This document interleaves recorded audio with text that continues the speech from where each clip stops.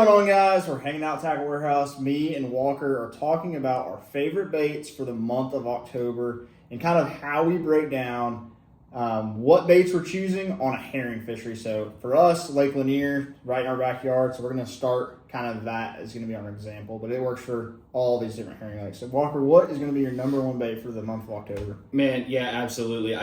With herring fisheries, it's always a little bit unique. They're not doing what those largemouth are doing, or I guess what most lowland reservoirs are doing. So with herring fisheries, a lot of time in the fall, you see a lot of the topwater action really start to take off. They're chasing a bunch of bait fish around. The bait's schooled up. They're pushing around. They're moving. On Lake Lanier, we're gonna have a oxygenation flip in the lake here coming sometime soon. That's going to make those fish act all kinds of crazy. So again, topwater is going to be my favorite thing to do. I would say my number one topwater is probably going to be that Storm Chug Bug. My favorite color is this one, that metallic blue, chrome deal. I really like that bait because you can throw it in a ton of different conditions. You can throw it when the water's calm and get a nice slow pop on it, or you can kind of throw it when there's a little bit of wind. It's a little tough to throw in the wind, so I have found that I like to throw it on more finessey setups when it's a little windy, but it calls them up to the top too with that splashing action. You can even walk the dog a little bit with this bait too and kind of make it look like it's fleeing away from them. It just catches a ton of fish this time of year. So one of my favorite top baits, but I see you got a couple baits, topwaters too. What are you looking like? So yeah, like what Walker was saying, we have the thermocline kind of happening right now, the turnover happening. So basically that super deep stuff almost comes obsolete. You can still catch a lot of fish over deep water, but this is a cool time of year because these fish really gang up on shallow, like what we call shoals, basically. Any sort of like real shallow hump that drops off into deep water, and they'll school up on those places. And my favorite thing too to throw is going to be a topwater. So that's Chattahoochee Chrome, my color, and I'm a skimmer, but there's a bunch of great colors.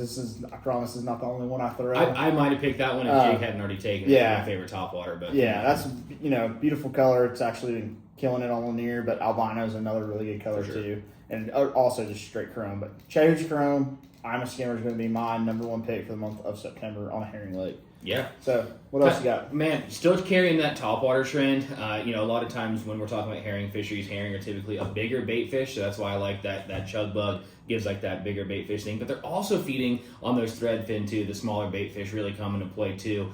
So right here we've got the Jackal Riser. Chrome's probably my favorite color, but any color you get, it's gonna be a fish catching machine. This is for me one of those slick, calm days. Kind of baits. It's just lazily zigzags over the cross of the surface. It's one of the more natural looking topwaters I've thrown. I've got a lot of big fish on it, so it's just a key player for me. Really, really big confidence bait. Absolutely catches them, especially this time of year. So yeah, really love that one. Yeah, my second bait is going to be kind of a similar category. It's going to be a hard topwater, but it's not a traditional topwater. That's going to be the Depths Wagasagi bait. This is the 65 size floating. It is also a topwater. They make a sinking as well, but it's basically the same category. You're fishing it just below the surface. And I'm actually just straight winding this bait in, and it's V-waking into the surface. It's a do-nothing, eye-motion style bait. Has one treble hook. Don't let that scare you. Throw it on the right tackle. I'm throwing on a 7.6 medium spinning rod, and just letting those fish play with that little bitty treble hook. And you seem to get them in the boat when that's the case. You don't want to horse them in or anything, but just straight winding this thing, like you said, slick days when they want to feed up, but there's not enough wind to make them really commit to like a big walking bait. That's when I'll pick up that Depths Wagasagi bait. Yeah, great bait. Fall time can also be one of the more fun times of the year when it comes to just aggressive bites. Yeah. So I really like to pick up a jointed, like either a 3 or 4 jointed swim bait style bait. This one here is by Southern Hook Lures. It's their bite size herring. It can be some of the most fun days on the water when they're keyed in on this pattern.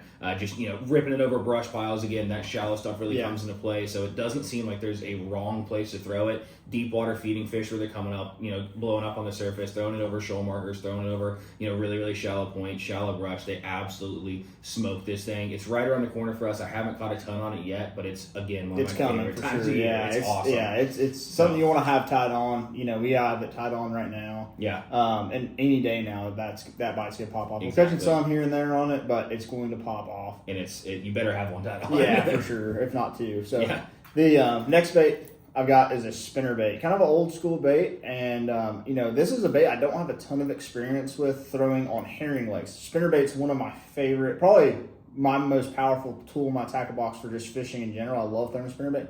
I just don't throw it on a herring lake a whole bunch, but recently we've been talking to guys in the shop, and we've also played with it out in the water ourselves, is just burning the spinnerbait on the same types of places, those shoal markers, even over the top of brush when we get a lot of wind. This has been an absolute key bait. This one right here is the Depths glide head spinnerbait, I believe, which is pretty cool. Where's the package? We got glide head spinnerbait. Yeah, glide head spinnerbait. So the cool thing about this one is it actually has an EWG hook, and it comes with this silicone little rubber thing to basically keep it in place. The cool thing about this is that you can actually expose your trailer. So like a lot of times out there, like either a swim bait trailer or a split tail trailer, keeps it really locked up when you're fishing for schooling fish. You don't really need that, but whenever you want to bump it out and around brush, that's a great little tool. And they make, this spinnerbait also just without, that feature, the different spinnerbait. But I like the flat blades on the Depths ones. You can burn it really, really fast. I see you got a spinnerbait on the table as well. Yeah, man, spinnerbait, like you pretty much hit the nail on the head with that one. It's one of those baits that, has been around for forever. People have been catching fish on a spinnerbait for 70 plus years.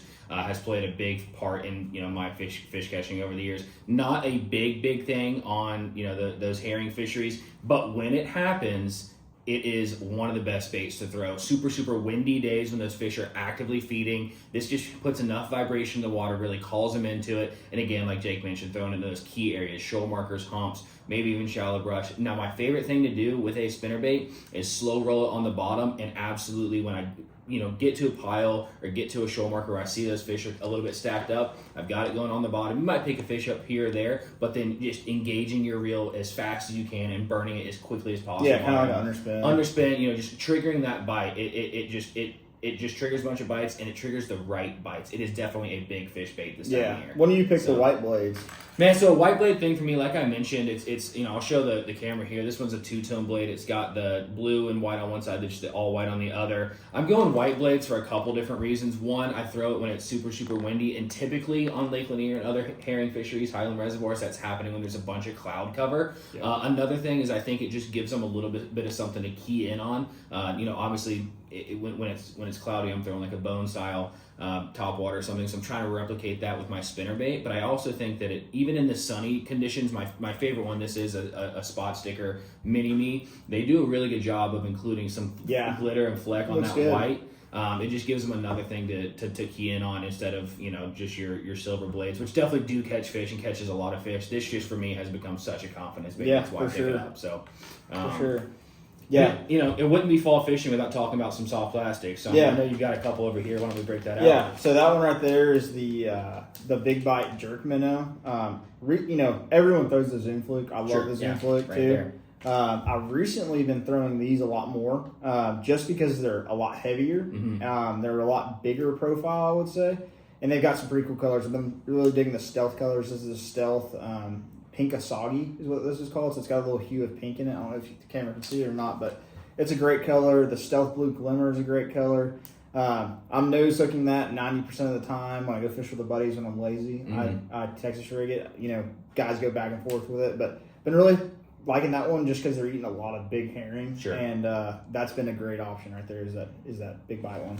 Yeah, I mean, in that same vein, Jake mentioned the Zoom Fluke. That for me, I has just been tried and true. There's nothing wrong with it. I will say I've been on the boat with Jake, and he's catching a couple of fish to my one with the Big Bite one. So shout out Big Bite baits there. Yeah. But the Zoom Fluke again, just any one of those soft plastic jerk baits is going to catch fish for you on highland reservoirs. Jake mentioned he nose hooks it. I personally have found that I like a Texas rig a little bit better just for my style of fishing. But again, it's pick your poison. Go on the boat, figure out what you like, and like I said, they're not. Some days the Zoom will outfish the Big Bite, and sometimes the Big Bite will outfish the Zoom. And, totally. There's other flukes that we throw. The Yamamoto's a good bit. Big one. We even, it might sound like disgrace, but we even do a Sakamata shad as a fluke. So, but yeah. Our next bait is going to be a shaky head for me. I typically don't like to drag when they're doing the fun stuff, but sometimes you have to, especially like mid-morning. A lot of times there's a morning bite, and then it kind of dies down to the afternoon when they start generating water. Mm-hmm. Afternoons actually have seemed to be better,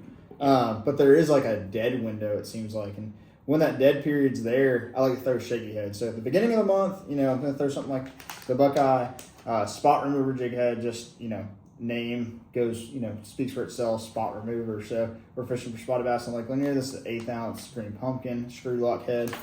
Putting a Yamamoto not Yamamoto, a big bite Nicarama worm. I like the skinnier worms when the water's warmer. Yep. When the water's cooler, that's when I start going to like a Cinco or like a depths cover scat, the slender scat. They're trying to feed up. Yeah, for sure. For whatever reason, just herring, like putting like a thicker soft plastic in the wintertime or colder months.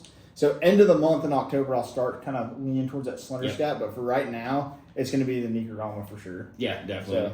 So, like Jake mentioned, I think it's one of those things when the water gets colder, the fish want to expend less energy to get a substantial meal. So, the colder the water gets, typically the beefier I'll go on my shaky head. But people give me, crap all the time about the way that I fish a shaky head because I fish it when they're eating the fun stuff just because I absolutely love ripping them on a shaky head. So, whatever. It's a fun bite. It catches fish for sure. So, yeah, I think that's all our baits. Yeah. So, yeah, if you have any questions with fall fishing on any of these herring lakes, especially Lake Lanier, contact either me or Walker. We're here at Tackle Warehouse in Alpharetta, Georgia. We got all these baits, and what we'll do is actually have links to these baits in the bio. So appreciate it, guys, and stay tuned to the next video. Awesome.